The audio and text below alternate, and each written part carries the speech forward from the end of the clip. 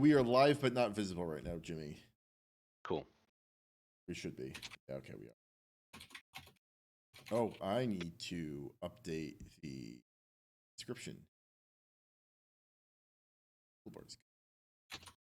Box.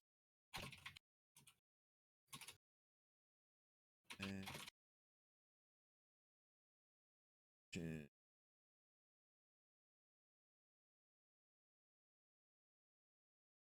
3.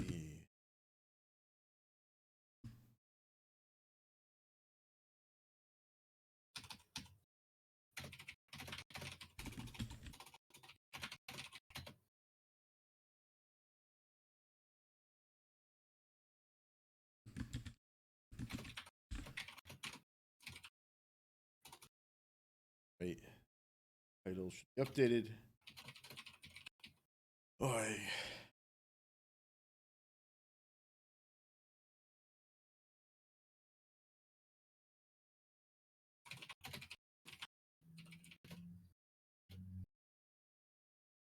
I will fine tune this stream template at some point in the future.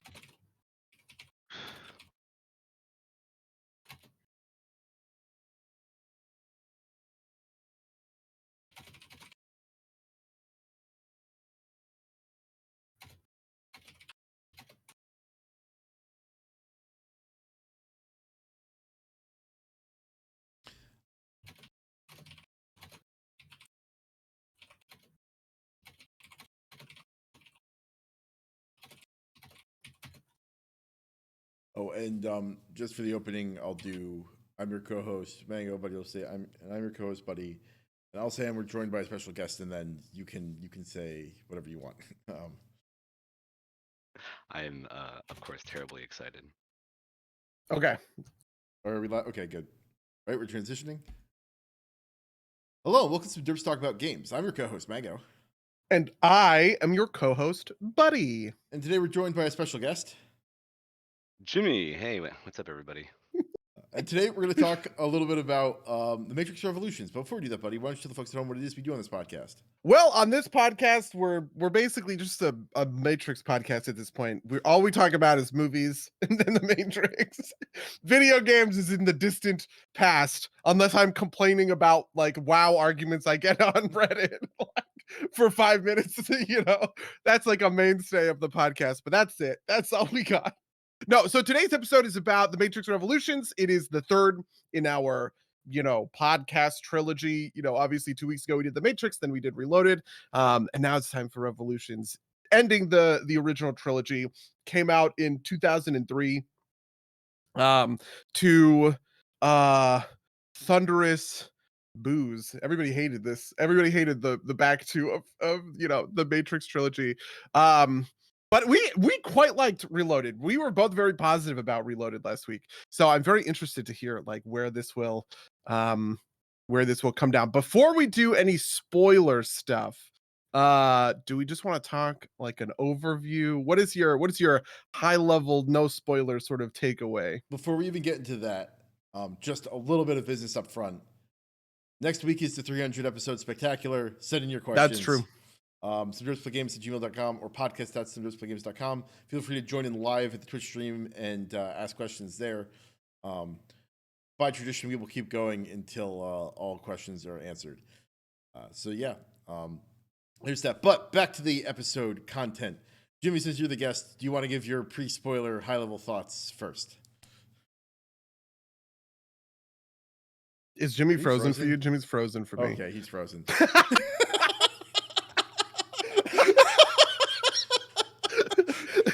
I want you to know, it's actually pretty funny because he's looking directly at his camera. Yeah. Yeah, like, I thought he was just like waiting for.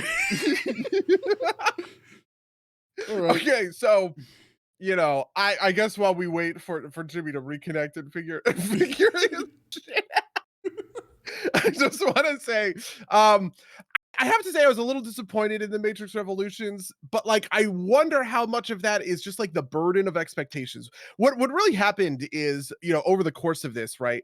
I went into the original Matrix and I was like, whoa, this is like better than I remember. And it is like like, this is the masterpiece. I understand how this changed cinema, right? And then I wanted to reload it, and I was like, oh my god, this is so much better than I remembered, right? Because a lot of the stuff that I remembered, we talked about this all last week, were, like, problems that people had complained about, things that folks had said didn't work for them or were problematic, or sort of whatever else. And I was sort of hoping for a similar effect in Revolutions, and to a certain extent there is a little bit of that. I do think that it is better than bad. This is still a kind of average, like, fine movie. It has flaws, but it also has cool stuff, and it does some stuff pretty well. And I would quarrel with some of the kind of, like, hot takes that people tend to have about the Matrix Revolutions, but ultimately it is a little bit of a wet noodle kind of ending. It doesn't hit me in the same sort of, like, epic 3-act trilogy closer that other big trilogy closers have hit me in that same way, right? Like, Revenge of the Sith came out around that same time, where obviously Return of the King was that same year, right? Like, these are movies that do kind of pay off the trilogy that they are a part of. And I felt like Revolutions kind of missed that momentum and didn't have that same kind of climactic ending. So that's kind of my high level overview of where I'm at when it comes to Revolutions. What about you? Yeah, I'm gonna say that, like, I'm probably a little bit more positive on it than you are. Like, the fight for Zion, I remember being, like, absurdly long, and it wasn't as long as I remembered it being. Like, I kind of imagine it, kind of remember it, or not remember. Like, I almost felt like it was like half the movie from my memory, but it's less than that. I also had a greater appreciation for just kind of, like, the technical design, I guess is the best way to put it. Like, the design of, like, I didn't think, but something I thought was lacking in Reloaded was really cool and interesting machine designs. I think we got that in spades in this movie, and we also got Yep. a lot in the first movie, right? Like, the Harvesters, I thought were a really good example of that. And I think we got a lot of that in this movie, which is good. I will say that I think that that I didn't think it was as interesting philosophically as the second movie. And also, the whole resolution just feels kind of like meh. That makes sense, right? Like, I don't know. I feel like this kind of, like, basically what I said last time is, like, these movies don't make, like none of the Wachowski films make any sense if you really think about them. Type of deal. I feel like that's extra true for this one. Interesting. Uh, See, I do think that it has a little bit of, like, the philosophical stuff in here, right? It kind of presents a real resolution to, like, the kind of, like, the choice and free will stuff, which is nice. And I do like, on a just, like, sort of a thematic level, the way, one of the nice things about Reloaded is it is the world past prophecy, right? Because in a way, the climax of Reloaded is that the prophecy is a lie. The one is an invention of the machines, all this other sort of stuff, right? Where do you go from there? If you are Neo, if you are Morpheus. And I like that it carries forward from that moment in a, you know, in a compelling way with some real stuff to say. And that's cool. That's great. But ultimately I sort of think that it just doesn't have as much on its mind, right? Like, the thing that I think really sold Reloaded to me was that sort of, like, back and forth nature of, like, the Oracle is talking about free will, and then the Merovingian is giving the counterpoint to that, right? And like, you are having those sorts of dialogue. There just, like, wasn't a lot of that. It felt like in Revolutions. Revolutions was much more concerned with just the plot level business of, can we can we get to Zion? Can we do, you know, I don't know, a bunch of different stuff, right? yeah, the big exception to this, and this is also my favorite, I think, part of the trilogy, is the why Mr. Anderson why speech at the very end. I do love that. Yeah. So you know what? That's spoilers territory technically. So we're gonna probably move into that pretty quickly. I have been in touch with Jimmy. He said he will be back. He said in close to 15, like 5 minutes ago. So hopefully Jimmy will be back soon, and we will get his opinions at that point. But let's dive into some stuff before. Yeah, that. so the fight with Smith was simultaneously better than I remembered.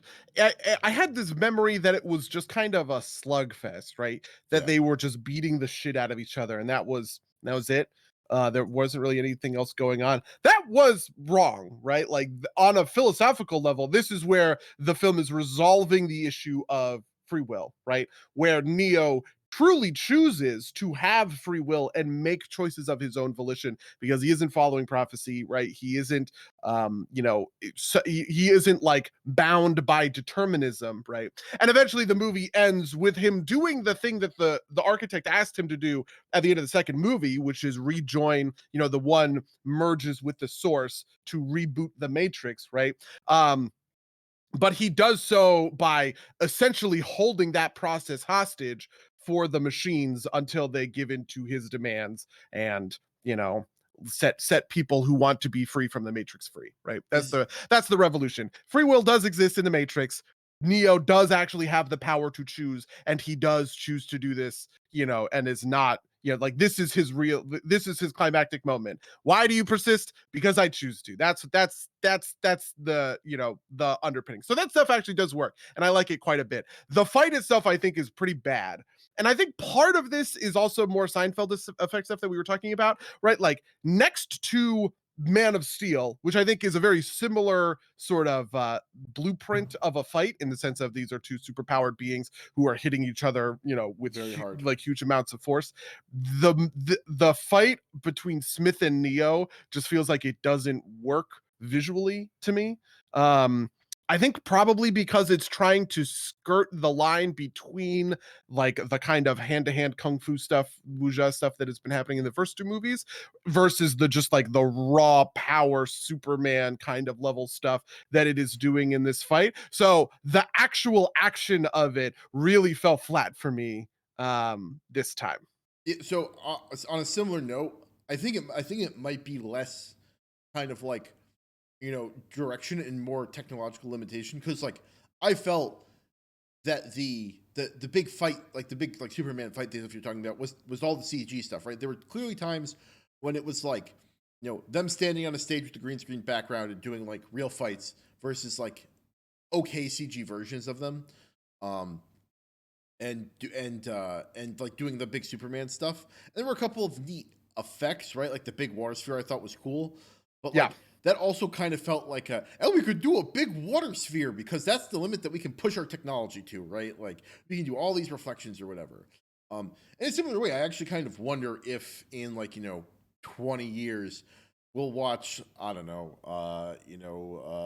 Star Wars 16 and be like, and that was pretty like or we'll rewatch the DC universe and be like Man of Steel was okay but it's nothing compared to Star Wars 16, right? Like yeah, I definitely think that's true, right? Like I think Man of Steel is sort of sitting on the shoulder of the Matrix Revolutions in terms of this stuff, right? Because there's a lot of stuff in Revolutions that I think of as stuff that Man of Steel codified, right? So for instance, the bit like the very long wide shots of just the two dots as they are kind of colliding and the force of that collision, that's something that Man of Steel has that all over the place, right? And it is supposed to impart the tremendous power and impact that these human beings wield, right? Like these godlike beings like wield. The thing that I think Revolutions flubs at is what happens is in Man of Steel when Superman punches Zod, it is all happening on that level, right? Even if they come down for some like normal sort of hand-to-hand fisticuffs or whatever, that stuff ends pretty quickly because as soon as somebody actually lands a punch, they go flying, right? But what the Revolutions does is they get tangled in this like ball of limbs that just kind of is suspended in midair, and they're punching and kicking each other. But it's like, how can you guys, Neo punches Smith so hard that he does the thing where like he cracks into the concrete and makes like a huge skid mark or whatever, right? How can you be punching somebody that hard and then in midair you're doing fight scene kung fu stuff and nobody's moving around, they're just hovering in midair kind of rolling and tumbling or whatever? I thought that's that is the core dissonance, that's the core disconnect that ultimately made Revolutions like not work on that level, just like on that action level for me. I also think that there's a question of wouldn't it be, or not wouldn't it be, but like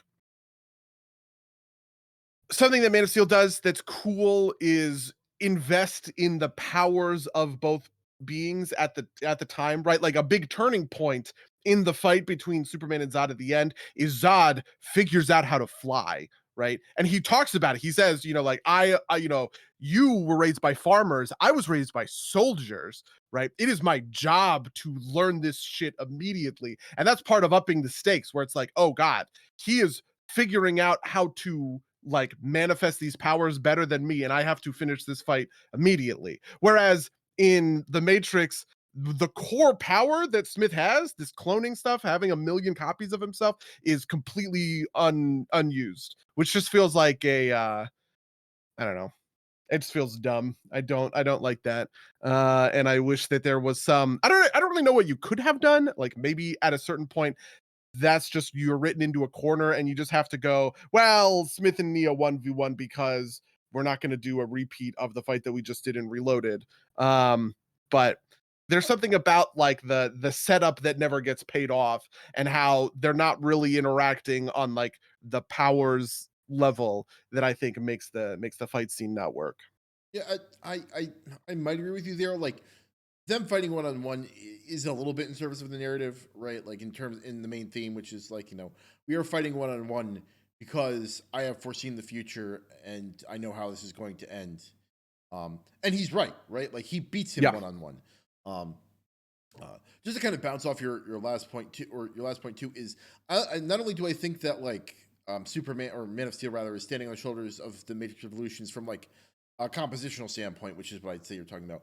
Also, just from like a raw technological standpoint, right? Yeah, something sure. something I'll talk about a little later is the Game Awards. Along with the Game Awards, there was a release of The Matrix Awakens, which is like this tech demo, and I'll go into more detail later. But like the kind of like pre-rendered cutscene for that looks like they try and do more with it, so it ends up coming off a little bit worse. But like parts of it look better than this movie do, right? Which is crazy, right? But that's how far games are now, right? Like that, like you can live render this stuff instead of having, you know, and so I think in that case, in addition to like the compositional stuff, like the ability to make these, like I bet you part of why they didn't do a bunch of clones is because in like doing like a big aerial fight is because that would have been too much to render, right? Yep. Like you could see it not doing great in the last movie, right? Like and that was like relatively small numbers in a closed space, not trying to do these big kind of aerial things. Geometric shapes hold up a lot better over time because it's easier to render sharp edges. Yeah, and you know something that we hear about in these movies from the 2010s, right? Like Avengers, famously, for the third act of the Avengers, they literally just made they made New York City, right? They rendered a version of all of Manhattan. Well, not all of Manhattan for this where the fight scene happens around Grand Central Station, right? They rendered all of that in a machine, right? So that the the they could essentially just choreograph the whole fight in a computer. And I don't think that capability existed, whatsoever. Buddy, Um, buddy, what? what does it say that we're having fights inside of a rendered version of New York City? It's almost like it's the Matrix. Yeah, it is almost like the Matrix. But like I said, even though that stuff didn't work for me on an action level, um on like kind of like a character and like subtext level, I think that it actually does a pretty good job of paying off all of this philosophical stuff that is kind of winding its way through the series. Ultimately, I think it's a little too simplistic in a way, but I don't really fault the movie for that. Like you can't just like in a certain sense, I think there's room to do more of that stuff and to ask these more complicated questions in the first and second movies because they don't have to wrap up all of these loose ends. But Revolutions had just like a ton of plot stuff that they had to pay off, right? That Right. they had to finish out. So really, it kind of felt like the only place where there was room for philosophical ruminations was just like Morpheus talking to Commander Locke, right? Because Commander Locke is a non-believer, Morpheus is a believer, and he says that even though the prophecy isn't real, I still believe in it. They have a little conversation about that. The conversation between Neo and the Oracle before the Oracle gets absorbed by Smith. So, they just kind of have another back and forth where, frankly, I think this is the least interesting of the three conversations they have over the course of the movies. I think Reloaded is the best version of them. And then obviously the final confrontation with Smith himself, right? Where all of this stuff is sort of the questions themselves are answered here in that moment where Neo says, because I choose to, right? Because he has truly broken free of not just, the plot level limitations of the system, but also the thematic limitations of the determinism that the movie is grappling with. Is there free will? Is the world deterministic? Neo proves in this moment, quote unquote, thematically proves, no, there is free will. He is choosing, right? And he is choosing to persevere. So, you know, that stuff is that's like a B plus, right? Whereas the other movies were like A's, if that makes sense. Yeah, I agree. It gets the job done, but it's not particularly impressive. Yeah, I mean, I think maybe if like you consider Reloaded and Revolutions as like one movie, it works a little bit better. Just because like you can front load a little bit more, like on that 4 hour track, front loading a little bit more of that philosophical stuff excuses a little bit more, if that makes sense. Yeah. Especially since I feel like we talked about this, like there's the big highway scene in Reloaded, but like it kind of like you said, you forgot about it, right? Like it falls like Reloaded, you definitely remember for the philosophical stuff, and Revolutions for like the action stuff, right? Like Yeah. um Yeah, I mean, even, I actually think that I mean, I talked about, I gushed about like the highway scene. The highway scene is great, and I still think is great. But yeah, it is functionally entirely on a plot level. It is all about getting, these characters from point A to point B without stumbling over the various obstacles that are presented to them. A very similar thing is happening here with Zion, right? Where I think everything that's happening on Zion is also just a strictly plot level. There's a little bit of character stuff, like a tiny Yeah. bit of character stuff in the sense of there's Captain Mifune and the kid. There's Z and the girl who dies, who's shooting the yeah, rocket well, launcher. it's mostly Z, right? Like the girl who Yeah, it's dies like, yeah, exactly. It's like mostly Z, but all of that stuff is like really, like there's a character arc to that in a sense, right? Like the kid gets a legitimate character arc. He gets to, get in the thing, save the day, shoot the APU gun at the chain to open the gate to let the hammer through, like all that stuff is cool. It's a culminating moment or whatever. But I don't think there's really not a lot.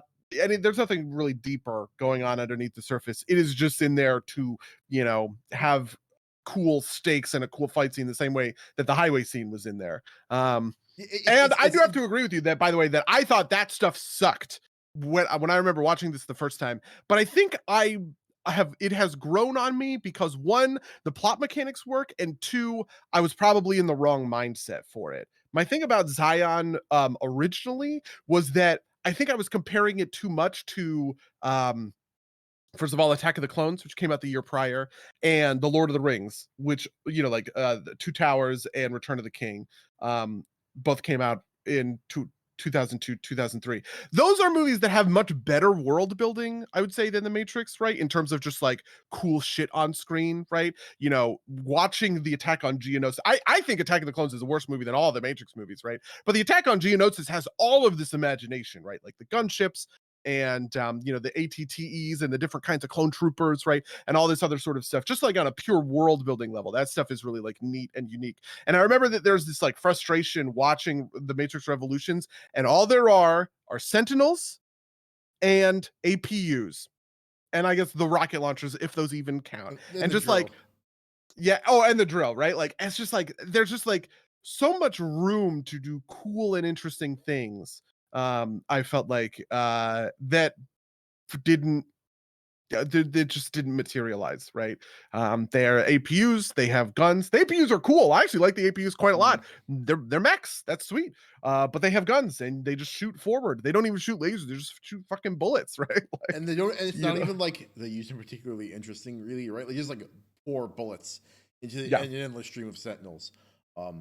Might be another technological consideration, but I think part of this though is something that kind of occurred to me as I was watching it. Is unlike Star Wars, it feels like this was like the Zion scenes are almost supposed to be the equivalent of like a Pearl Harbor or like a Dunkirk, right? It feels like a more like a war movie in those parts, right? Because it's like jumping from person to person. It's more about, you know, individual bravery of characters and like minor character arcs than it is about like any like broader theme, because like the themes are kind of imported by the history, except there's no real history to import here, right? Like, you know. Okay, I actually do think I agree with this take.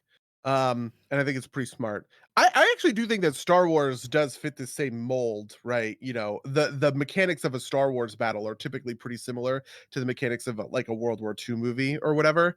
So I That's think I true. agree with you on that level. No, you're definitely right about like the dogfights. Like that's like the famous comparison, right? Is that like Yeah. it's like World War I dogfights. But in terms of like the thematic framing, I feel like they're different. I think maybe you get Like following an ensemble cast kind of through the. Is that Yeah. what you mean? kind of, except like because usually the ensembles in Star Wars are like not all doing fight stuff, right? Like they're not all like they're like doing like slightly different things. It just it feel like it's not like all focused on like this kind of like the big war. I don't know. Yeah, there are also heroes in Star Wars in a way Yeah. that there are not typically heroes in like a World War II movie, right? Like these are just sort of nameless infantrymen or whatever, Right. which is sort of what you're getting in Zion with Yeah, Z yeah. and the kid, right? And even to a certain extent, Captain Mifune, who by the way might be my favorite fucking character. I love everything about Captain Mifune, right? Yeah, but like that's like We're just like, how old are you? 18. I would have believed 16. Oh, well, then 16. You got to be 18 to sign up. That whole bit, I paused the movie. I was laughing so hard because I completely forgotten about it, but I thought it was great. Well, that's like so I think straight I out agree of a with war you. movie, though, right? Like, Yeah. so like, I signed up, and it's like I will look the other way so you can serve your country, or Zion, right? Like, Yeah. But yes, I agree. I agree with you. Mifune is great. It is it is interesting to see that it all play out, because it's like the familiar tropes, but in like weird mech battles in World War II. Obviously has like kind of like a set like because the forces are all associated with like the countries, and like each country is kind of like monolithic, with the exception of like America, right?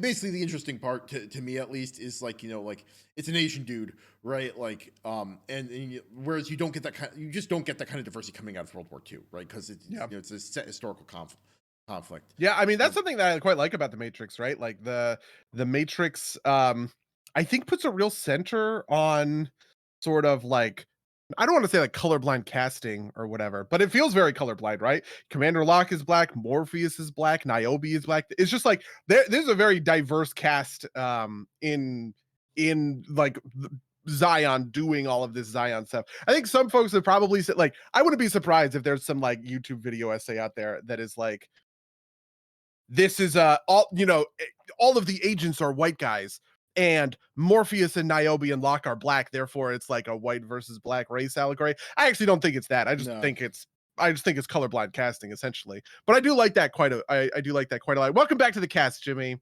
How's life? Dude, it's good. It's good. I'll tell the silly story of how my power cut out in the middle of that.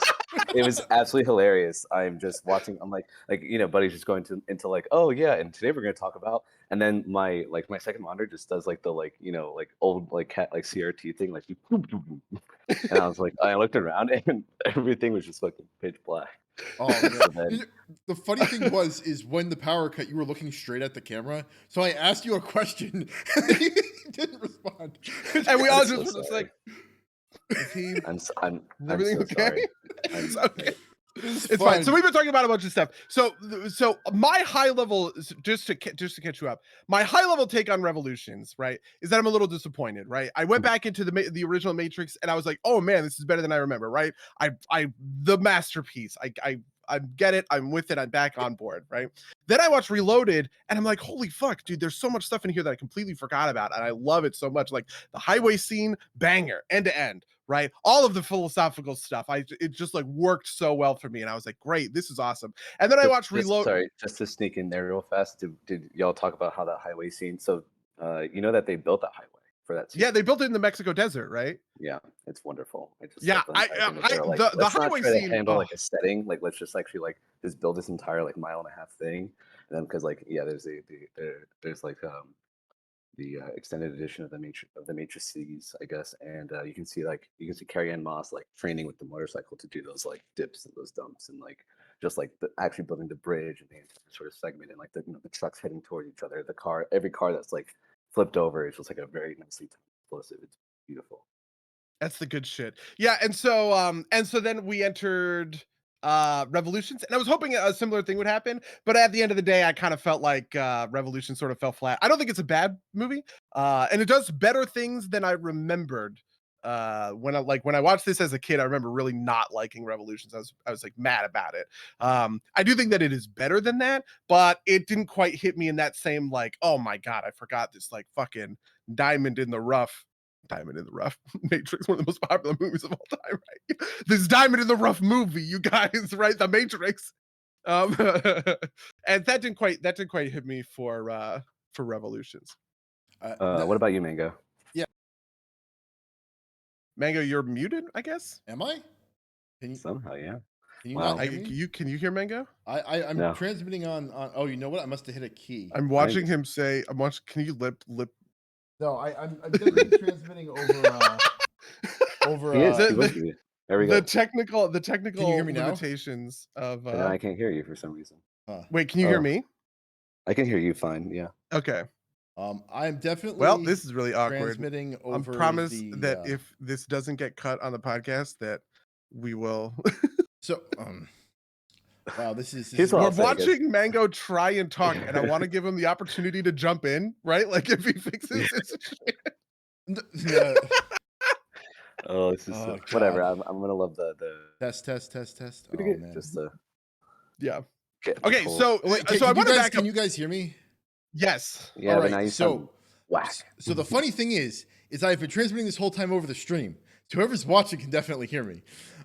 So I'm going to talk through Discord on my microphone or on my camera microphone, and record and stream on the regular microphone. Playing by technical difficulties galore. Also, I want to point out. I can't wait to reshoot all of this with you guys. I do want to point out that, like, barring any other context, it looks like Jimmy left so that he could go to a background that matches ours. Because, you know, it's like chalkboard Because behind. it's the blackboard. Amazing. Wait. I'm not dressed for this. All right, but the big thing is, so I liked Revolutions not as much as Reloaded. The big takeaway was that at least for me, was that I think if you watch it as a full thing, like Reloaded and Revolution is one movie, it worked a little bit better. But my favorite part of the trilogy is the final speech, right? Like, why do you persist? Yeah. So like we talked about that for a while. Do you want to talk about it at all before we since we already talked about it a little bit? Oh yeah, sure, absolutely. So I guess I'll say my general take on the Revolution. So Go for kind of going exactly what you said, buddy. So growing up, and you guys actually hinted on this a little bit from what I heard from the first Matrix episode, is that like y'all were like 11 or 12 when they started coming out. Yeah, I was And so 13 I was like, when Revolutions came out. so I was like, 9 or 10 or something. So I didn't understand anything that was really going on. Like I didn't understand the philosophical context. I was just like, why are they moving so slow to dodge all these bullets? Like this doesn't make any sense. And then I rewatched it in my teenage years, and that's when I was like, oh my god, wait, this is actually talking about like profound sort of like, yeah, again, philosophical questions, but also just this incredibly dope universe, this wonderful sort of like computer graphics. Like this is amazing. And so growing up then, like in my teenage years, I liked The Matrix a ton. Obviously, it's this like paramount, absurdly just absolute masterpiece of a movie. And like again, if you put in the context of when it actually came out, it was just monumental, right? And then it gets Reloaded. And growing up, I love Reloaded so incredibly, like so much more than actually the primer than the first Matrix, because it seems so much cooler. And my I guess my stance on that has always been like Reloaded. So like the Matrix, of course, it does an amazing job at introducing to the universe, establishing like you get introduced to Morpheus, like who the hell is Trinity, like what is the Matrix, what is going on. And then my take has always been that Reloaded asks, all right, well, why, right? Like that's like the first thing Neo says, right? Like he goes in, yeah, he can beat the socks off of every single agent. He can fly in the air and like they're freeing minds left and right. But like, what does this all lead to? Like, why? Now that he is the one, like kind of like what does he do as the one? And then you get into the absolutely lovely scenes we've already talked about. The entire I Reloaded is probably still my favorite because of just like the progression of all the scenes. That's really Going- interesting. So Reloaded is the favorite for all three of us at that point, right? True Which is connoisseurs. yeah, which is not what I would have expected because everyone talks about the first one. And I do think that the first one is better than Reloaded because it doesn't have a couple of the problems that Reloaded does, but it just doesn't tickle my brain Mm. in the same way. So I'll say another biasing point here, and I hope that you guys belabor this. And some of the other casts is that the score, the soundtrack to these movies are absolutely beautiful, and I would thoroughly recommend, just as an album, go listen to the Matrix Reloaded album. You're gonna love it. Like it's interesting instrumentals from Rob Dugan and Juno Reactor, and like so basically when we get to the chateau, like like when you first like they go to the Merovingian, they got the keymaker and they like start heading over there. And Monica Bellucci helps them. From that scene until the end of the highway scene is just absolutely absurd. It's just beautiful. It's beautiful music. It's beautiful fight scenes, and just like an amazing progression of action. Okay, sorry, I can gush about the Reloaded a little bit too much. I'll get to Revolution. So growing up, I didn't like Revolutions. I was like, this is we don't like the first one's obviously monumental. The second one's so cool, and then the third one we don't really need to talk about. So I remember that's what I used to say, and it's because I think Revolutions actually I think has no, it definitely has the shortest time in the Matrix. A lot of Revolutions is actually just humans dealing with human things, and my major comment on it is that so now as I watched the trilogy like 3 or 4 years ago, and that re-sparked my absolute like, me being enamored with them and praising them. We can maybe get into the philosophical aspect of now. I tell people that the Matrix trilogy, upon this most recent rewatch, has convinced me and established with me that I do believe in free will, and so we can get into that a little bit. But so then yeah, I always skipped on Revolutions because I was like, why do I want to just watch like they're not even spend that much time in the Matrix? The only times in the beginning were like getting Neo out, talking to Oracle one more time, and then after that it's a lot of human stuff, a lot of war, and then at the end the major fight. And then yeah, also like Bane messing up with Neo and Trinity's ship, actually going to the machine world, which we can get into I guess a little bit, or the machine city. And so now upon rewatching that, the lens I like to take about Revolutions is it's actually a movie specifically for the diehard fanboys because there are so many I'm gonna say callbacks or just like like little what I guess Easter egg might be the right term for it in many of the opening scenes, and then travesty within the human portions. And so in the beginning, one, I mean, all the intros basically kind of start around the same kind of ordeal, right? The intro on Revolutions that I just love is that one, I think that it's super cool that they shot both these movies, back to back. Mhm. They got to that point, they're like, all right, like shooting is done for Reloaded, but like Keanu, we have another 8 hours on. Like let's do the first couple scenes from Revolutions or whatever. And so in the beginning, everything is so tense. Every single line needs to be so powerful, and people need to move. Like the captain of the hammer. Like his first couple lines are just like, I want like two. I want us on the lowest number of pads necessary to keep us stable. We need to be in transmitting sort of positions. I need 3 gunners on at all times, and we need to be consistently checking on Bang. And also, let me get vitals on Neo. And it's like just like nobody has any possible second to waste anybody else's time because the hours are against us. And that's when, and I do love this in the a general theme, general aspect of many of the other podcasts that are. I need a movie with stakes, and it seems like everything is on the line, right? Every human is kind of gathering together and being like, "This is again our Armageddon, right? This is like the machines are burrowing. We have less than." And that's what's so interesting, right? Like the news of the machine attack and the drills comes in Reloaded in the middle, and they say, "Oh, okay, we have 72 hours until they've reached the hole." And now we're starting Revolutions, and there's 9 hours, and or whatever. And then that's when I okay. So then, where are like kind of like I guess some of the Easter eggs in there?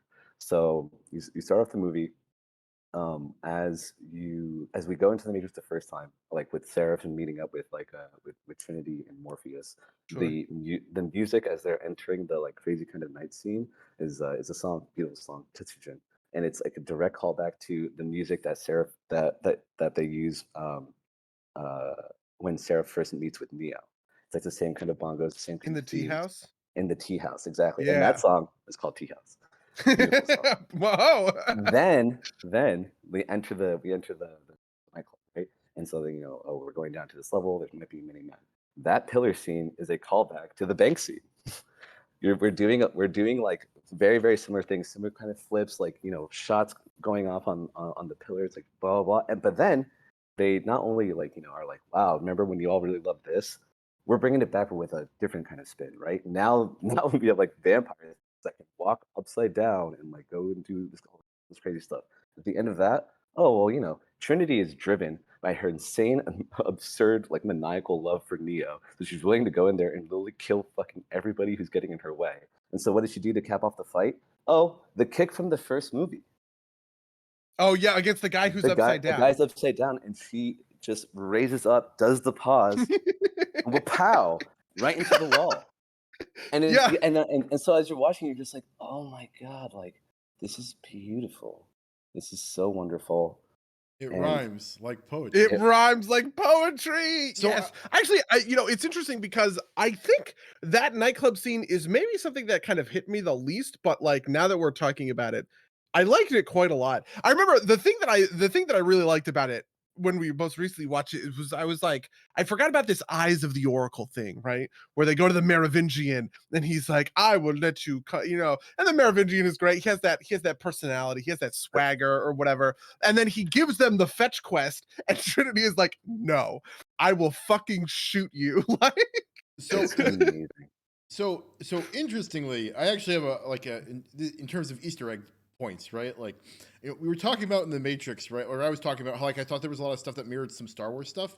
Like the thing that immediately pops in my mind is the Indiana Jones scene where like like the sword, he does the sword thing and then Indiana Jones just shoots him, right? It's basically the same thing, right? Like I mean, I feel like you can definitely see like the influence of those movies, right? Of Star Wars, of Indiana Jones, of like kind of like the big blockbusters of that era, yeah. mirrored into this trilogy a lot.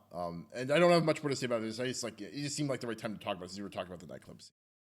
So three things on it. One, again, the nightclub scene and the universe. Like I didn't realize that I love just like that kind of like electronic music and people in like a bunch of bondage and latex like dancing around like wild fools. But I love it. I just love it. Like that's exactly the vibe of the club that when Neo first finds Trinity, like the exact same thing. And so I think it's really funny, but it also fits really well of how Seraph, Trinity, and Morpheus are back to back with their guns pointing out everywhere, and it looks hilarious because they're just circling each other, like going into the middle of the club. But they also look like they exactly fit in, like they're supposed to be there. But second thing was that the Merovingian, I think, is my favorite fictional character. Wow. Whoa. Interesting. Okay, I interesting. I love I love how flavorful he is, and I love the little like silly things about him. I love his entire talks about causality, cause and effect. I don't know if you guys talked about how he makes the dessert that makes the girl The orgasm orgasm in the last cake. Yeah, the for a orgasm lo- kick. Holy for a shit. long time. Again, when I was a kid, I was like, "What's going on? Why is she exploding?" Yeah, I have to say, this movie is way hornier than I fucking remembered. Like, holy shit. First of all, there are boobies all over this movie in a way that I vaguely remember having to sneak into the Matrix Reloaded. I'm pretty sure I bought a ticket to Shrek 2, but the way that you got into rated R movies when you were a kid was you buy a ticket to one movie and you just go walk into the other theater, right? So we bought a Really? ticket to Shrek 2 that was like 45 minutes before The Matrix Reloaded. And then I think we played it like the arcade that were in those theaters at the time, right? And then we just walked into The Matrix Reloaded. We watched like The Matrix Reloaded. But yeah, even like the goth nightclub, like there was some like hardcore like BDSM shit in there. And I was like, holy Always like the dudes holding the guns behind Seraph, Morpheus, and Trinity's head. I don't think they can see them because they have those zipper masks on. yeah. Yeah. Um, but interesting. So the fun part that that you bring up, Mango, is yes, the you know the deal, and I like again, I just like everything he says kind of about it. 'Cause he's like, okay, like you come here to make a deal. Like I know I have something that you want. What could you possibly have that I want, right? And he goes into his little speech like, actually, there is something I want. There's something, and I it took me until yeah the most recent trilogy watch to really hear these lines. But he goes like, um, it like I want the eyes of the Oracle, but it's said that they cannot be taken; they must be given. And so I was like, oh, whatever. Like, I guess he just legitimately wants her eyes. But then I guess, like, yeah, in my most recent video, I was like, no, wait, he's probably talking about like her vision, right? Like the fact that she can, see the future, see the code, blah, blah, blah, blah. And and then the line, it cannot be taken, it must be given, is very interesting because you see later on that Smith is, he's copying himself onto all these programs. And so he literally takes the eyes of the Oracle from her and becomes like, that Oracle Smith. Later on, we'll Yeah, get but you into know how that she gives it to him because that's part of her gambit with the architect, right? She's trying to empower Smith to put pressure on the machines to make a lasting peace with humanity. That's actually kind of clever. I never thought about that before. well, yeah, exactly. That's kind of the whole fun, right? Because then that gets to and yeah, after everything resolved. But then that's what's I guess also kind of fun too, right? Because then like the Oracle fights Neo, and then at the end for some reason is like, I know my decision I'm supposed to take here. I'm supposed to stab him and have him turn to me. And then of course like they all disseminate, which is again kind of I don't really know how to wrap my head around that, but I feel like it's another thing of like Neo is consistently on his path to also gain the same kind of perspective and light on the thing, on light on the situation as the Oracle. And so it's as if he's being given her abilities to like see all the code and kind of be, one with his entire environment. Whereas Agent Smith can't see past that, has tried to take, this very vital essence of the Oracle and like kind of like her overall being and again, this power it cannot be taken; it must be given. Well, yeah. So the interesting thing with the ending of Smith and Neo is Smith talks about the visions that he's seeing from the Oracle, where he says, and then I say, and then he said, like it's all come to this Neo, right? And he's like, why would I say that? Which is interesting because Smith never calls him Neo; he calls him Mr. Anderson, right? Like, it's the whole point is that he refuses to acknowledge that Neo is Neo, that Neo is the one or any of this other sort of stuff, right? Like he is always Mr. Anderson, the guy who is locked into the machine, essentially, right? But I think that line, and this might be a fan theory sort of thing, I think that line is the Oracle talking through Smith to Neo, right? Yeah. Like that's the like the mind fuck moment, I guess there. And so, and then that gets into yeah, so it resolves right, and then like this, like the Oracle's just laying there. Now peace has finally come, and it's because right, yeah, like the architect when they reestablished the Matrix, like you gambled a lot, right? Like you fucking she basically put the existence of both races on the line because Smith becomes this problem for the entire machine race, and she yeah. So I I do see you saying that like yeah, she needs to play on both sides, right? Like, she needs to push Smith to be so powerful that Neo is the only answer to this plague that is him. But in doing so, she even like gives up herself, gives up like her own sort of being, allows herself to be copied. Well, she probably also saw that as Agent Smith would say, it was inevitable. Well, he also Um, goes into it. He's like, he says, "Well, you see the future. That means that you knew I was going to be here, which means that you baked these cookies. Did you know I was? Why didn't you leave? Right? Like, why did you bake these cookies? Did you know I was going to throw them against the wall? Right? Like, um, it's. I mean, that's like the central question, right? Like, how does like visions of the future, like if you can see the future, how does that interact with the concept of free will type of deal, which is like a very classic, um, you know, theological problem, right? Like if God is omnipotent, right? Like then how can you be truly said to have free will if he knows what's going to happen, type of deal. Yeah, and it's just like a hard thing to wrestle with, right? Like, especially kind of like from like a plot perspective, or like the way that say like Dune gets out of it is that like you've got like branching probabilities moving forward, and like they can converge on a certain point. Whereas here it's kind of like the classic version of like true omniscience, but somehow, but like it's fuzzed around the edges so that like you never really get the full picture, and so you can't really um like the question's explored, but I don't think that particular question is particularly answered. Well, so I do think that the story comes down on the Oracle does not have true omniscience because the architect says that she played a very dangerous game and she agrees, right? Like she understands that she was really rolling the dice by empowering Smith and trusting that Neo was going to be strong enough to like beat him, right? And I think that that's part of, right, when Neo says, because I choose to, that's sort of the thematic climax. That's the capstone where Neo actualizes the free will. This is something I talked about on the podcast before while your power was out, Jimmy. But like that, to me, it all leads to this moment, right? Where Neo truly embraces free will and actually does, for the first time, make a true choice in and of himself without, being part of anybody else's control or anybody else's system or whatever, right? But I think that the Oracle, that necessitates, right, the thing that the Oracle says, where she's like, she says like, I see a darkness coming and I don't know how it's going to end, or I see like death spreading and I don't know how it's going to end, right? Like that is because she's essentially saying, no, I don't know, like, but Neo could fuck it up, who knows, buddy? Like, and I think that that's like part and parcel with how the film kind of does come down. Even though there are deterministic systems that can constrict free will, it does in the end exist through like Neo's big climactic choice. Mango, what were you gonna say? Oh no, so like this is actually, funnily enough, a major theme in Dune. Spoilers for Messiah and Children of Dune here. Okay. Which is that in kind of like the rearview mirror, Paul Muad'Dib's biggest problem is his prescience traps him because he knows what the future looks like. Is he predicting the future, or is he seeing a future and forcing himself to go down it because he's seen it, right? Like is it like a self-fulfilling prophecy, right? And the counterpoint here is that the Oracle is in the same trap, but like chooses to break free of it, right? Which is kind of also, I guess, spoilers for God Emperor of Dune, is like Leto's thing is he refuses to look into the future too often so that he's not trapped the way his father was. But like that's it's the same kind of thing, right? It's just interesting that I happen to be reading through the Dune series as we did this month. And it has very similar plot mechanics around Yeah, seeing the future and time travel. Yeah, exactly.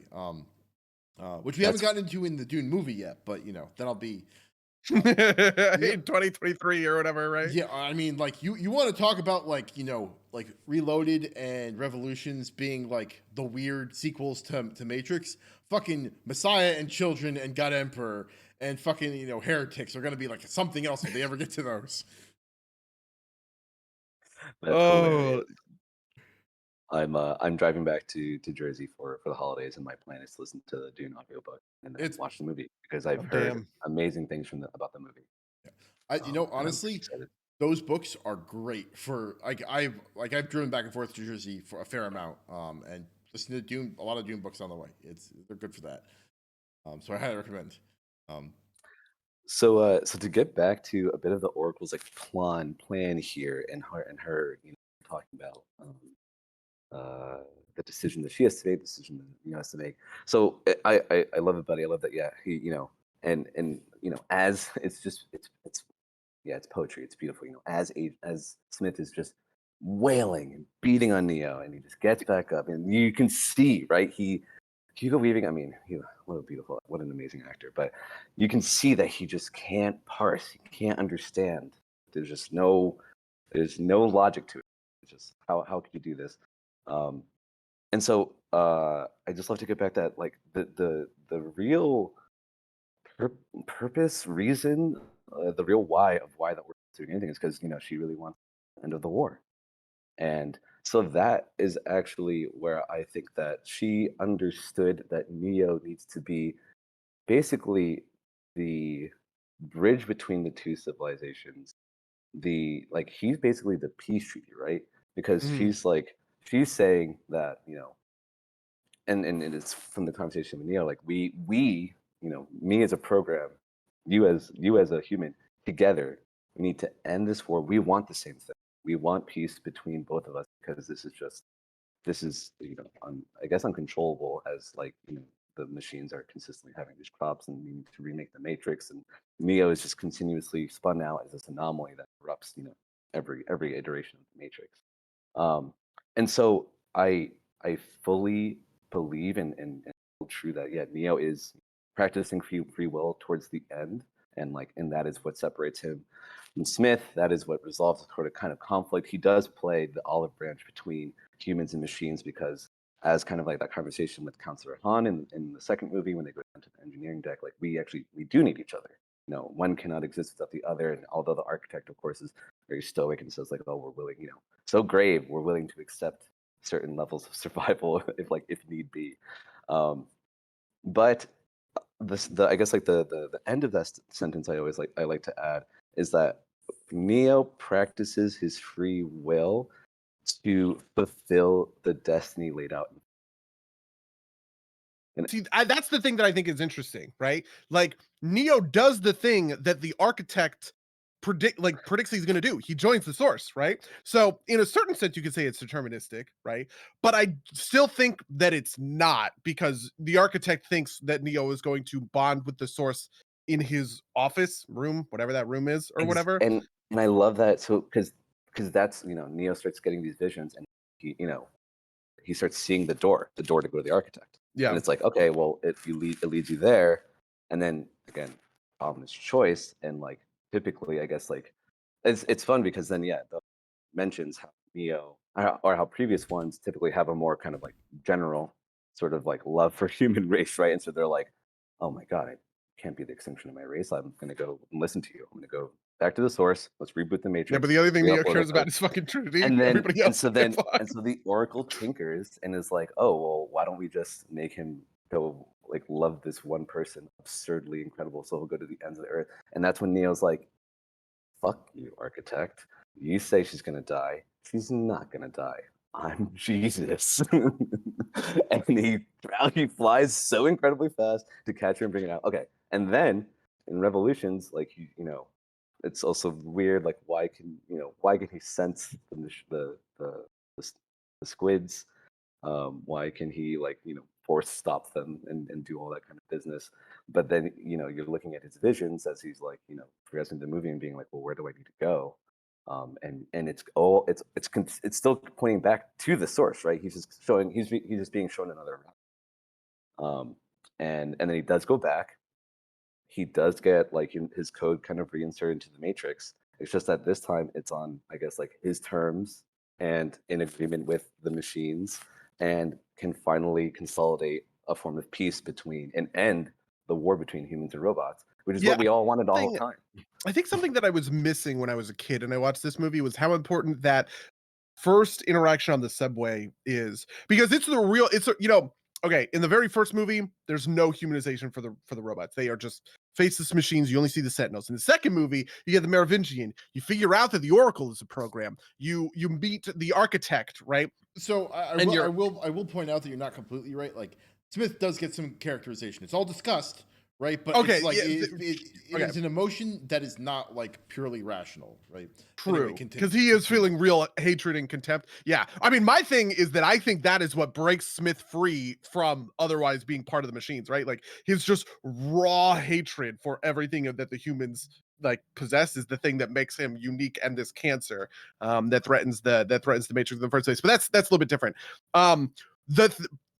The second movie introduces us to a lot of human faces with programs, right? You get the Keymaster, who is basically just a MacGuffin, but he's such a nice guy. You know what I mean? Like you just want to take care of him. He's so, and then he dies, and it's so sad or whatever. And so, okay, well now I'm starting to feel some real empathy for the machines. And then Neo goes and he has this conversation in the purgatory subway tunnel, whatever, limbo, with the kid and the Last Exile. Yeah. And all of that I thought was perfect because this is when it's like, oh, okay, we are kind of fully on the other side of this now, right? Like programs and the machines are fully worthy of our empathy and are worthy of emotions like love that, Smith will later go and say that humans, it's this insipid thing that humans invented or whatever. No.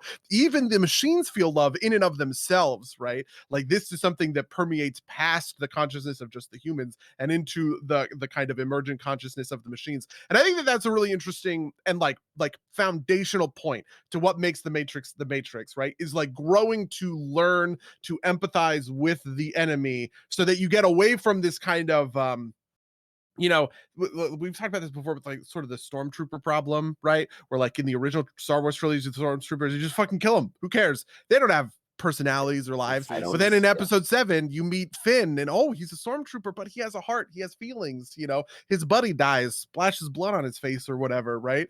And then, but the movie also expects me to want to kill stormtroopers, without any issue from that. And it's kind of like that's a little bit of a tension that exists. And the Matrix actually is sort of doing the opposite of that, where it just progressively humanizes the machines until eventually the resolution of the whole thing is reconciling and kind of creating a synthesis with the machines rather than continuing to fight until either side is sort of like pushed into oblivion, which I think all that is great. I love every second of that stuff.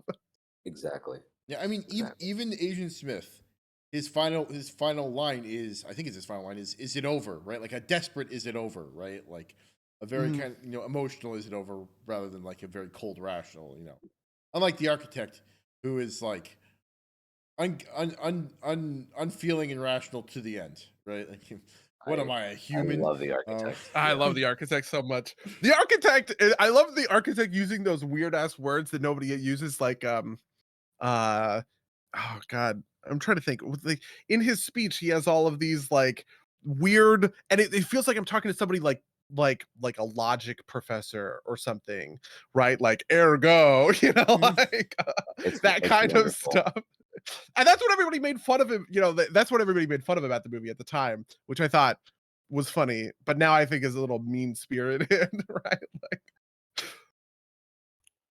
Yeah, I mean, the architect's basically a Reddit poster. Or like what a Reddit poster imagines they are. Not It's like a Rick and Morty fan. You actually have to have a really high IQ to understand the jokes.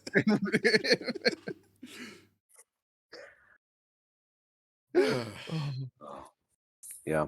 So Yeah, so a hypothesis I laid out 2 episodes ago was, and I don't know how much I think this is true anymore, but I remembered thinking this at the time, was I thought that it was technically Trinity who chooses the One, right? Because the Oracle prophesizes that Trinity is going to fall in love with the One. Neo fucking dies, and then Trinity makes out with him and brings him back to life, right? And in that moment, she has done the crucial thing, right, of choosing to love this guy, and that love imparts upon Neo the powers of the One. That is when he becomes the One. He comes fucking back to life or whatever. I don't know how true I think that is anymore. Yeah, no, oh, okay. Yeah, I was gonna say, buddy, can you choose everybody you love? Well, so that's kind of the thing, right? Like, is how much free will versus deterministic kind of choice exists outside of, like, is all of the Matrix predestined until the moment where Neo says, "Because I choose to," right? Like, or are there moments where people can break through, right? And so Trinity, for instance, maybe breaks through by choosing to love Neo and imparting upon him that power to bring him back to life. I remember thinking that was really clever when I said it 3 weeks ago, but it just sort of doesn't really hold up. yeah, Much as I hope. I think there's definitely a theme that like, like the line from the first movie is like, being the one is like being in love, right? Like there's definitely like an explicit tie there. Yeah. And when But he first talks to the Oracle says he's not the one, right?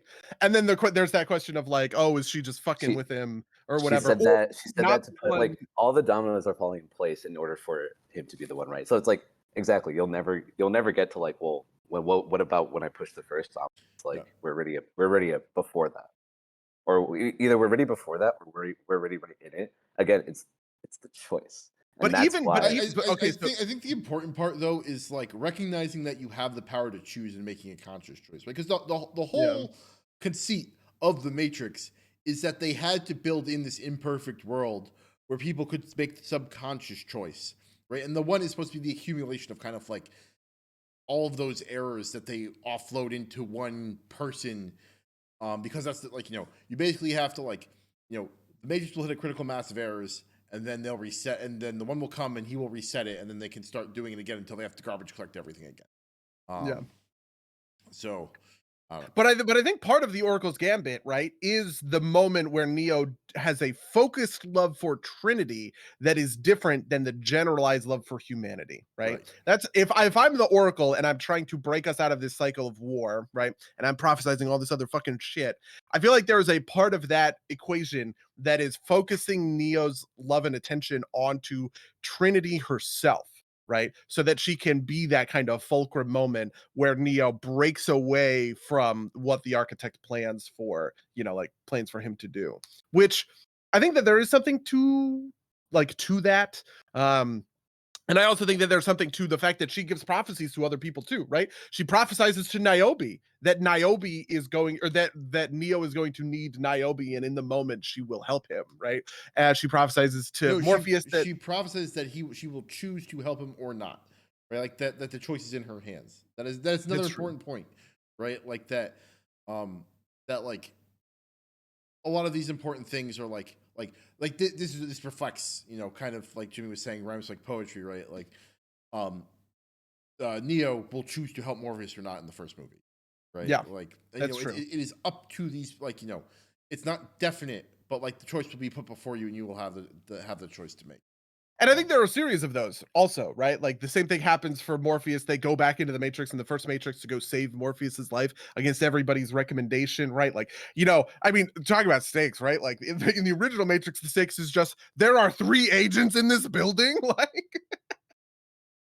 But like that is also, that is also theoretically a choice that has been prophesized to them, right? Because she tells Neo that that Morpheus believes so fucking hard that he will die for Neo. And so maybe there's, I don't know, maybe there's an argument that like this is all like 5D chess from from the Oracle. So I think it's a bit of 5D chess, but ultimately, I think it comes down to just belief, and I think that's an interesting kind of aspect because, like, they don't really touch on religion. Not directly, but there is so much allegory, right? Like the Christ allegory, the Zen allegory, I also think the Christ allegory doesn't quite work in this one, unfortunately. I don't. When I first saw it, and like I kind of like, I don't really see it, but like he dies for our sins, guys. Well, so I actually, okay, I like Christ. I mean, dude, I love Zack Snyder. Obviously, I like Christ. I'm a big Jesus fan, right? I'm a big fan of the big JC, you guys.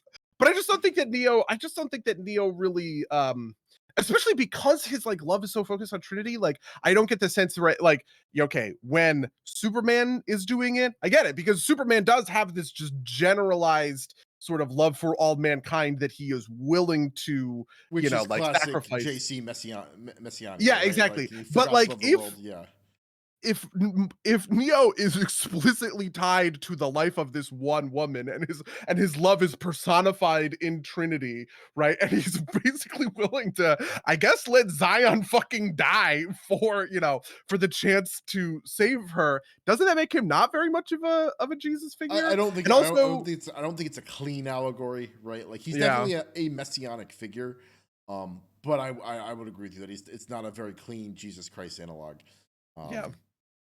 Then like where does Agent Smith and Bane kind of fit into all of that too?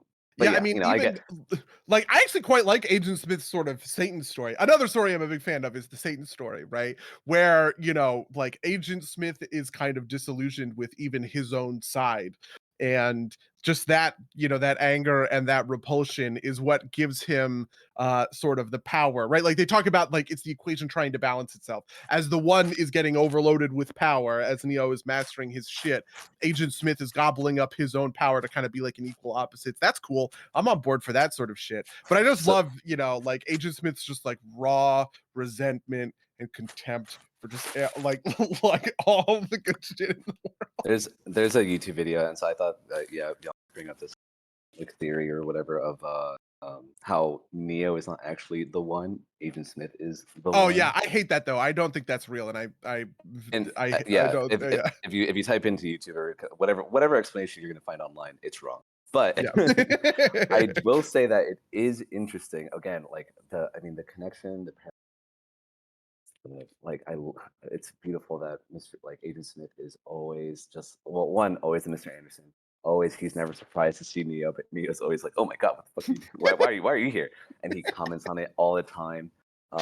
But Agent Smith is a weird and different program, right? Because like he's talking to Morpheus there, and he why does he have this plan? Why does he feel like he needs to get out? I think it's driven again by he wants to set he's very satisfying purpose, right? Like that's if they're again, it's I guess a very machine, maybe cold way to approach it, but if something doesn't have purpose, then something else has to happen, right? And so he's like, I need to in the first movie, he's like, I need you to tell me the Zion mainframe codes so we can get in there, destroy Zion, and therefore my job is done, and I can go and do something else. But it's like, why is a program asking to go do something It's else? honestly really And well set up, all things considered, because it mirrors the conversation that Neo has with the guy, where he's like, "I've never heard of a machine talk of love." Well, you sure have heard of fucking machine talk about hate a lot. If a machine can spontaneously learn to hate humanity, wouldn't you think that they would be able to love, whatever their, I guess, offspring? Does that even count? Who knows, right? Exactly, right? Like, yeah, that's a really cute, right? Like, a program's like, oh, what if we put this for loop here? Oh, it's Yeah, I starting mean, now. like the whole concept of an exile is like, a machine that wants to be when, like self-preservation, right? Probably the most Yeah. basic instinct, right? But like, that's still like a thing that doesn't make sense for a program in a purely rational sense. Well, yes. Yeah. I'm tossing this over in my head, like, one with everything, right? Because like, Smith absorbs Neo, and then like he explodes the mall, right? Like from the inside. And I think there's something there, but I can't quite. I have heard a couple of things. I've actually heard that is the moment when Neo merges with the Source, that Smith has taken over so much of the Matrix, right? That he is functionally the Source. And so actually, Smith thinks he's taking over Neo, but what he's doing is he is fulfilling the thing that the Oracle, or I'm sorry, that the architect said, right? Where Smith merging with Neo or trying to take over Neo is Smith, who is functionally the Source, assimilating the one into the Source and rebooting the Matrix, but Smith doesn't realize that's what he's doing. That's kind of where I subscribe, but that's like a little bit of a reach. I think I don't think it's super fully supported. I also think that there's just like a straight up reading of Neo's sort of actualization as the one, and ability to choose and free will is the thing that gives him the power to break out. I actually think that the other person who exhibits free will in this is Smith, right? Smith's thing in Reloaded, where he talks about, and I persisted, I'm unplugged or whatever, right? Where he talks about how he was sort of driven to merge back with the Source, but refused that. I think that is also like an act of free will happening inside of the Matrix or whatever. And so by Neo unlocking his own capability to have free will, he is able to overcome Smith's assimilation of him, whereas the whole rest of the Matrix, where everyone else is still confined by determinism, they are unable to do that. Like I said, I like the first one of those better than the second, but those are the two theories I have heard about what is precisely taking place when Neo busts out of Smith. On that, yeah, when Smith, yeah, he goes and he's like, oh, I'm unplugged, and he says, I'm a new man. And it's also like, I feel like there's just small, like, because one that's like a really quick like cherry pick. So when Neo first gets out and he's like doing all this kung fu training and whatnot, like they all look at him and they're just like, man, he's a machine.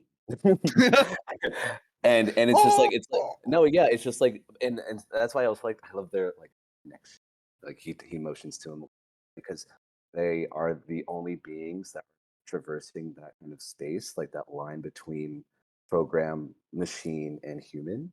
Because I like to at first I thought it's kind of like funny and definitely off-putting, which it should be of how weird Bane acts all the time. He Like, does a when he's fantastic Hugo Weaving impression. Yeah.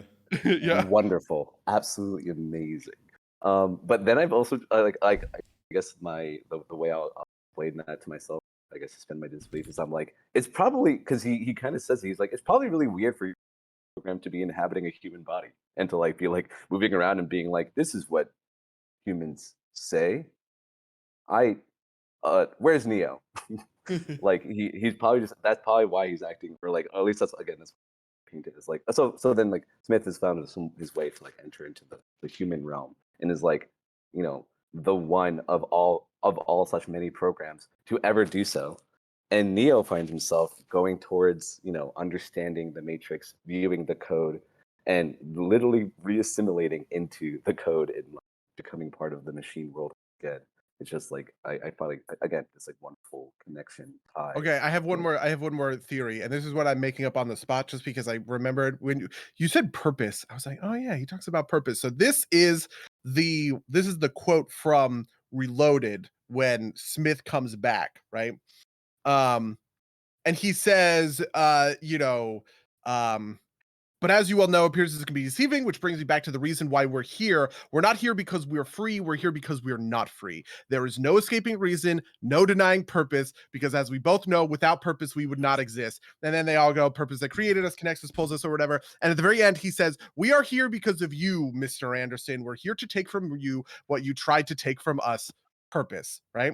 Okay, so my third theory that I sort of like is that because Agent Smith has made his purpose the destruction of Neo, paradoxically, absorbing Neo deletes Smith, right? Once he has absorbed Neo, Smith no longer has a purpose and he essentially deletes himself.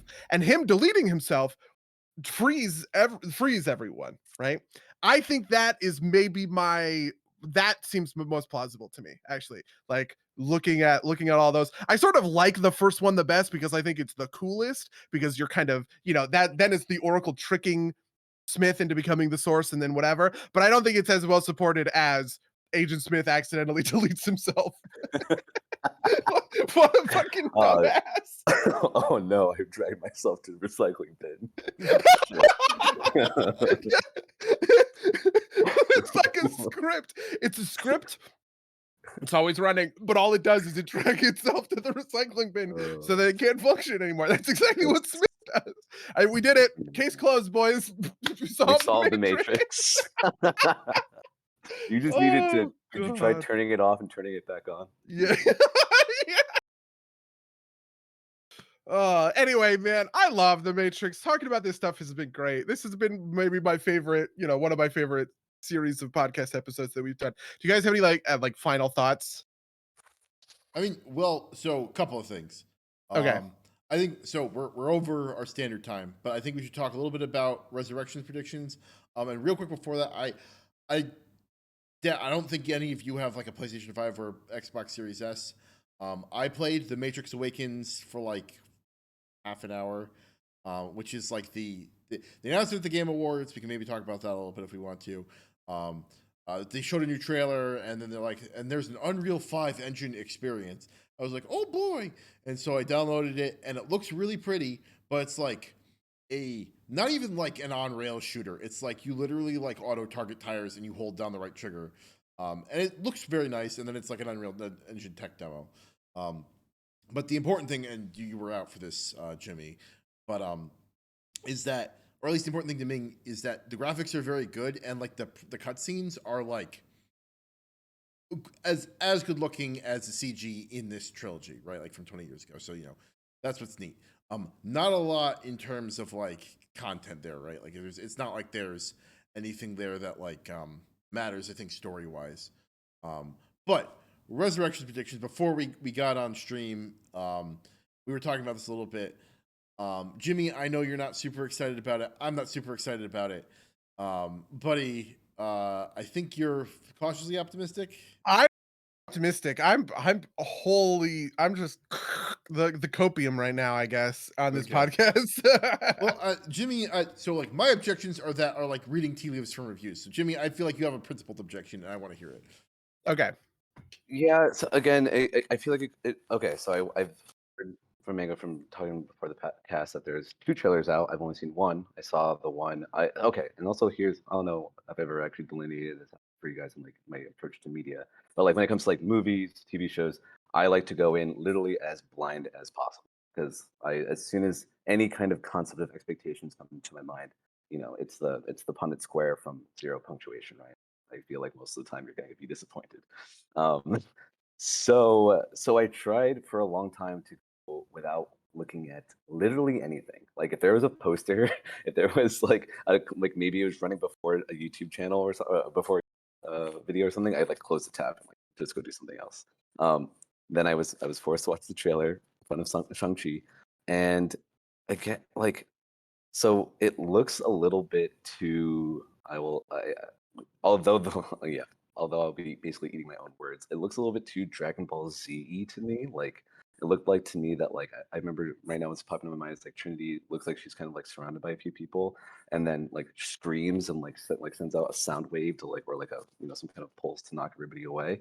Neo's or Keanu's doing he's got his John Wick look donned and is doing other kind of like Kamehameha things, and it just didn't. I was like upon initial viewing, I was like, that's not what this is about. Like, it's not about their like absurd sort of powers. It's like, again, these questions of philosophy, these like dissecting determinism, and also incredible kung fu. Like, we can't all just like escape from that. And I have a couple points I want to make on the trilogy, but then I'll finish up with Resurrections. And so with all that, I was just a bit skeptical. I was like, this looks. I think I want to say it looks kind of cheap. But then I realized that again, it's going to go down to like the universe, the theme, and like this like general look of the universe. And so, like, of course, in the beginning, if you watch the first scene where we're entering like a code, and then you get into the room with Trinity, like the wall, everything looks really dark, but the walls are this like deep green, and like it's like a consistent running theme because you're looking at the code, looking at the screens, and you're looking at different screens when you go like through the architect panels. And I feel like that lighting and that like kind of feel like that ambiance just wasn't there from when I was watching the trailer. It looked like we're gonna put a lot of again like a lot of lights everywhere. There's just beaming. We are gonna give them all clothes that are adjacent to the Matrix that we knew and loved, and like we're gonna go into more of like a superhero direction aspect kind of ordeal because that's what's hot right now. These are all very, I want to say, haterish comments. And again, I want to walk in and hopefully be pleasantly surprised. But I will say that right now, I would not be surprised if I was let down terribly. I am almost even afraid to be like, because I don't even know really the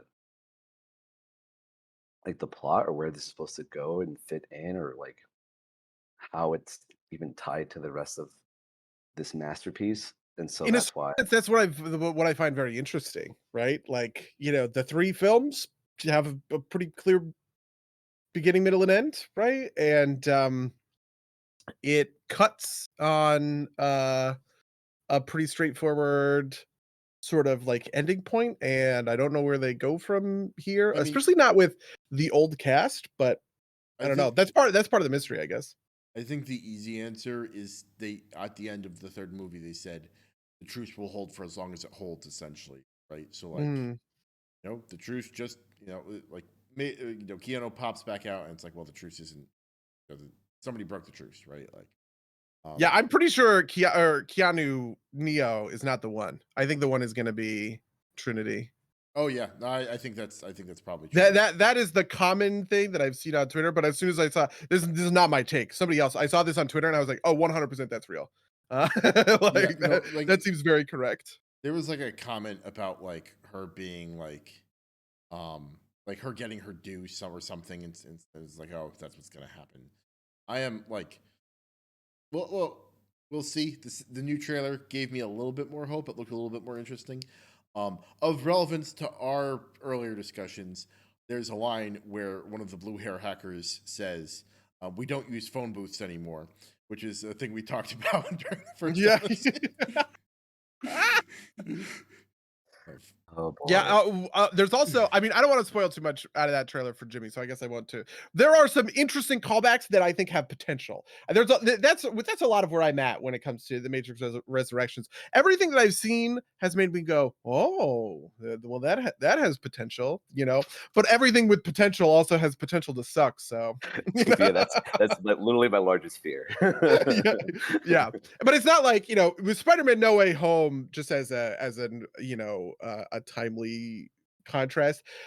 Spider-Man No Way Home lost me over time, right? Where I was first pretty interested, right? Oh, you're getting these casting now, cool, very very very cool.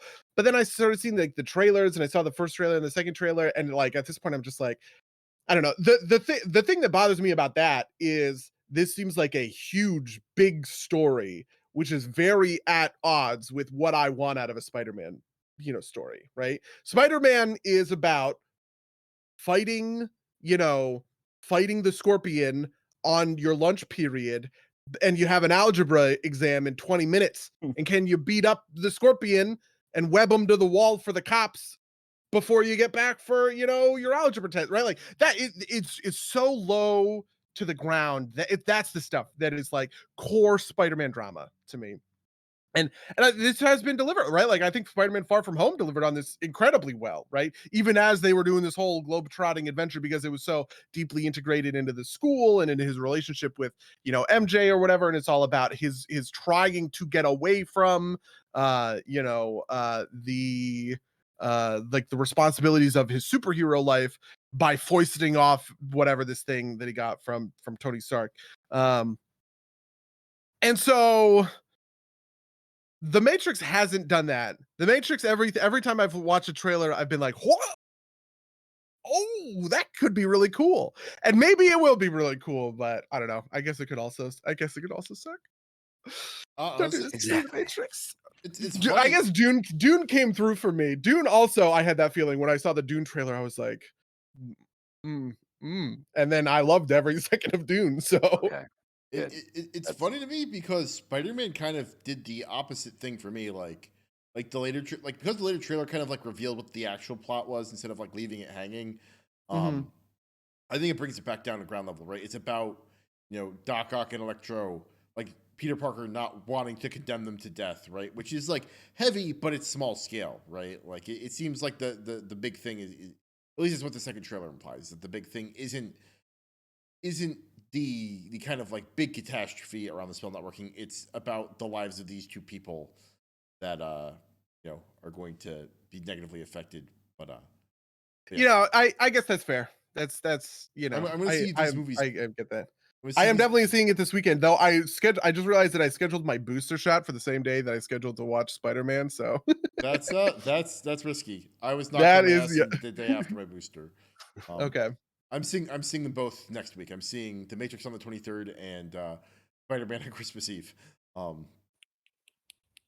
nice. I think I'm gonna I see. have Yeah. muted all of Twitter for this stuff so that I don't get, because one of my things is I actually haven't been looking at reviews for the Matrix Resurrections, which maybe would like influence, whatever. But I've muted my Twitter for like all of like Spider-Man and the Matrix stuff so that I don't fucking see it. Good. Good. Yeah. I think I'm gonna watch Resurrections. Yeah, if it comes on the 23rd when it comes out. Gonna see it with my brother and nephew. I think we want to do like a. I don't. We toss it up as like either we'll all watch the films individually before we watch Resurrections, or we might just do a marathon. And I'm totally down with marathon again. This is my favorite trilogy of movies that exists. My what pieced together in my head from the Resurrections trailer from what I saw is like the plot line that was generated was just that like it's gonna do the whole like, well, what if Neo actually took the blue pill and like just stayed in the Matrix for a little bit longer, but then he keeps coming back to the fact like he keeps seeing a white bunny, he keeps like the essence of him being the one is still is like continuously recurring, and that's why he's old. It basically goes through the whole aspect Holy again. shit. If I that is real, that's nuts. That's an I amazing pitch for a Matrix sequel, in my opinion. I If mean it's just I feel like entirely in a different like yeah, universe, like like a bifurcation. Because I mean it all comes down to choice, but then he can't escape his actual destiny, whatever. Um That would be a we'll see. profound negation of the trilogy if he can't actually choose. Yeah, well, you know, I well, guess just getting on the back to level of a what if, I think that that's like really compelling. What if Neo just chooses to take the blue pill every fucking time? And like, that's a question I kind of want to know the answer to. Wow, interesting. I've never heard that theory, but that is really interesting. well, again, we'll see what they spin out. Um, and then the quick other side points is that for Revolutions, I really just want to shout out to Niobe and Trinity, these kick-ass women who get fucking work done and like just go so hard the entire movie. Niobe is an amazing captain, like pilots the hammer through that entire onslaught of machines attacking them, and you know they consistently, well, no one can maneuver through a mechanical line. Shut up, shut up, bitch. Niobe, like Morpheus, sit in that chair, just shut the fuck up. I'm gonna shout out. I remember the name of the commander. Or something like that. The third guy, the third captain. Yeah, the third guy who was like, oh, I'm not throwing away my ship. And Niobe's like, I will take the logos. I was like, yeah, Niobe. Honestly, you're right. Niobe is a true fucking baller character. You know, even though she's really minor, all things considered. It's Like, beautiful yeah, because yeah, like because he had just gone on that rant, and then he's like, you can't do that, and she's like, don't you dare try to tell me what I can't and can't do with my ship. he just said, like, yeah, he just said that too. He and says, well, it's my it was- ship, and I'm not letting you take it. and it's just beautiful. I'm just like, you fucking tell him exactly, right? Like, shut up, little boy. And then Trinity again, like just die for her man, doesn't care at all, doesn't want to play these stupid games. Like, we'll all die right here. Kill the Merovingian. She pilots the entire ship so that they can get to the goddamn machine city. They they fly above the cloud line. I love that I moment. love that moment. So and then yeah, so now I want to get into a little bit of Matrix history. And so I know that you guys kind of brought it up already. I think if you both haven't watched, I think Mango you brought it up, but the Animatrix, absolutely beautiful series on Netflix, I think, or it's still there. Have you watched it, buddy? I watched it a long time ago. I haven't watched it recently. I haven't watched it recently. Well, it's so much fun. It's got a lot of like it's like I think all of it is a pre-series, but it's different shorts from different studios and all their kind of own interpretations on the Matrix. So I remember the first episode is backstory on the Osiris, which is the transmission that Niobe retrieves, telling them that the machines are burrowing. So that's why they have that meeting in the Reloaded. And Yeah, so right at that's the start super of fun Reloaded, yeah. because it's like it's like a 3D rendering scene. They're like the captain and like his like lover on his team is like we're fighting in a Japanese tea garden, which is so fun. Then they get out, go get the message, and then transmit it. And what's fun is that leads into then. So Nego, you're talking about the new Matrix game on I guess PS5. Not a game. Did you? Oh, sorry. It's a tech demo, but a tech demo. Cool. But I don't know if you guys played Enter the Matrix on the PS2. Well, that's where Morpheus dies, right? No, that's I thought Matrix that was Online. Oh, okay, all right. I've made this mistake. I did read a plot summary of the Matrix Online. So Enter the Matrix, I think was so yeah, there's two Matrix games I believe that came out on PS2. The first one is Enter the Matrix, and it's kind of I remember getting it and being like kind of weird because you play as Niobe's team. So you play as Niobe, you play as Ghost, and then the operator is Spark. You know, the crew of the Logos. And what's fun in that is that you actually go through well, one is like the major enemies that you encounter are actually all like Merovingian goons. So like because like I remember playing and being like, why are these guys vampires? Like I don't remember there being any vampire Matrix, but whatever.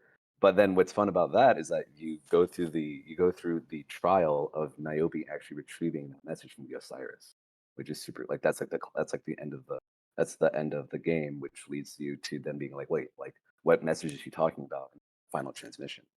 Um, and and then the Animatrix just also goes into, you know, beautiful, like they talk about that kid that Neo frees, and it comes and tries to find him and gives him the spoon.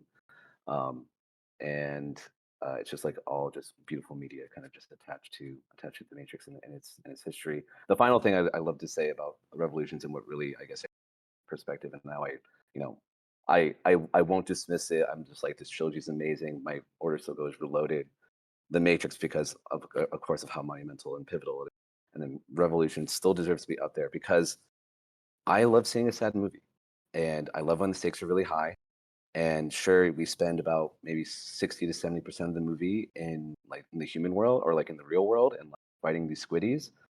But it's incredible. The shots are beautiful. The APU units are wonderful. That entire just like firing like that, and the humans get fucked, and that's amazing. Like every single second, so high intensity, and there's so like, you know, or you could say there's so much there is, because literally the fate of humanity. Yeah.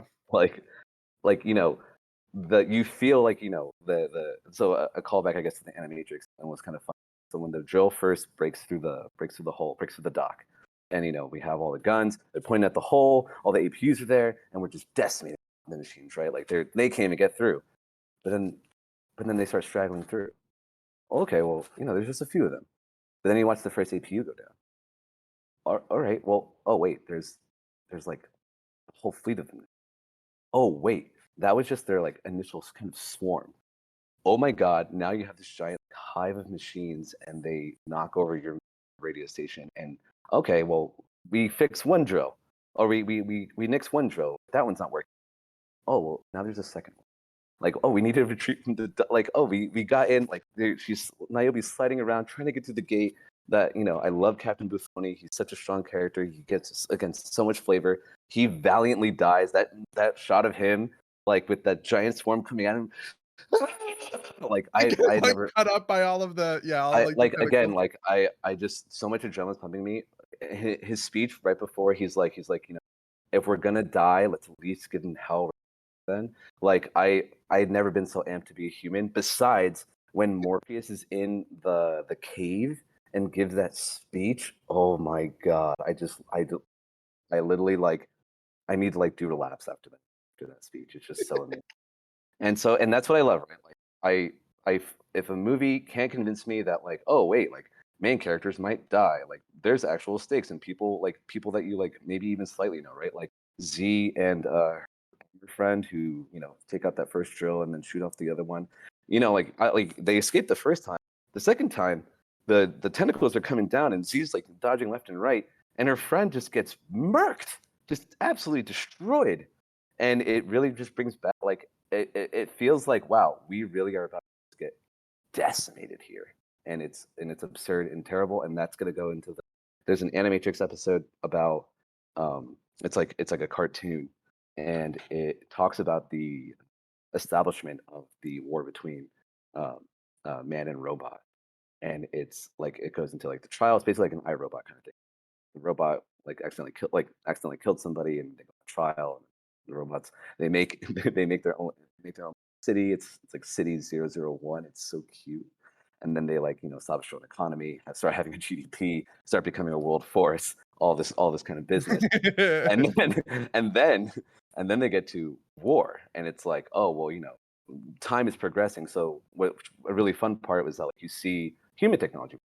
So you're like, oh yeah, like you see the AP, you see we have, like, you know, these like beams that come together and make a focus and shoot this giant laser of destruction. And like you see the initial shots of like the robots, and it looks like we're really messing. And then it all switches, because they just never stop, and they advance their tech, and they just viscerally decimate all humans that stand in front of them. Like, it's when you start seeing the things that like walk around the pick up the eggs to like be, Harvesters, yeah, yeah. Yeah. yeah, that you start seeing those, and you're just like, oh, we're gonna lose this. And then that is when we head underground. We go subterranean because, as Morpheus says in the beginning, we torch the sky. Damn.